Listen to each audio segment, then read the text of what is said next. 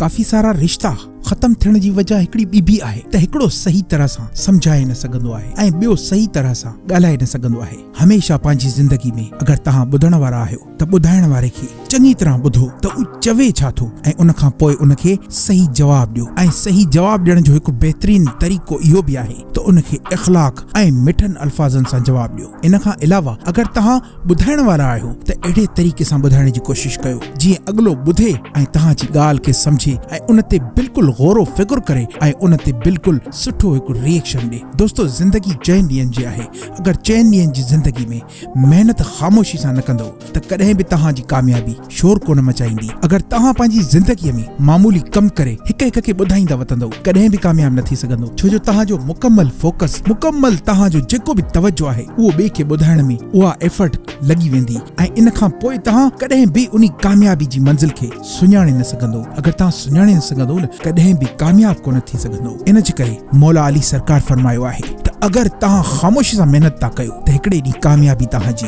शोर ज़रूर मचाईंदी ऐं इंशाअल्लाह उहो शोर तव्हांजी कामयाबी ख़ुदि ॿुधाईंदी। दोस्तो, मां आहियां सैयद अली वकार ऐं तव्हां ॾिसी रहिया आहियो सैयद अली वकार ऑफिशियल यूट्यूब चैनल। दोस्तो, अहिड़ियूं वीडियोस ॾिसण जे लाइ असांजे हिन यूट्यूब चैनल खे सब्सक्राइब कयो। इंशाअल्लाह ही चैनल सैयद अली वकार ऑफिशियल यूट्यूब चैनल तव्हांजी ज़िंदगी हिकिड़े ॾींहुं ज़रूर तब्दील कंदो। मुंहिंजूं तमामु नेक तमन्नाऊं ऐं दुआऊं तव्हां सां गॾु आहिनि।